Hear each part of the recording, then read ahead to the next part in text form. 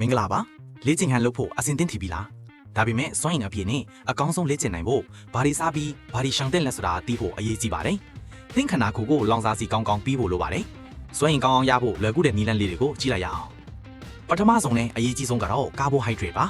ဒါဟာသင်ကြွသားတွေအတွက်လိုအပ်တဲ့အဓိကစွမ်းရည်ပါပဲဥပမာလေ့ကျင့်ခန်းမလုပ်မီတနာရီခန့်အလုံးမှာငှက်ပြောထုတစ်လုံးဒါမှမဟုတ်ပေါင်မုတ်မီကင်းတစ်ချက်လုံးမျိုးအစာကြည်လွယ်တဲ့ကာဘိုဟိုက်ဒရိတ်တွေကိုစားပါ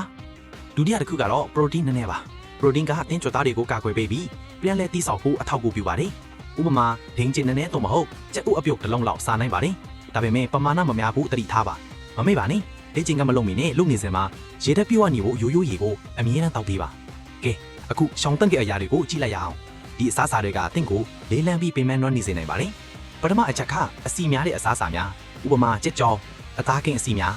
အစီတွေဟာအစာကြေဖို့အချိန်ကြာပြီးလေ့ကျင့်ခန်းလုပ်နေစဉ်ဗိုက်အောင်စေနိုင်ပါတယ်ဒုတိယအချက်ကအများအလိုများတဲ့အစားအစာများဥပမာအစိမ့်လိုက်ပဲအမျိုးမျိုးအစီအစာများဒါတွေကလည်းလေထိုးပြီးမတက်မတာဖြစ်စေနိုင်ပါတယ်တတိယအချက်ကတကြားတဲ့အလွန်ကဲတဲ့အချိုရည်တွေကိုရှောင်ပါခဏတာစွမ်းရင်ရပြီမင်းရုပ်တရက်ပြန်ကြပြီးမောပန်းသွားစေနိုင်ပါတယ်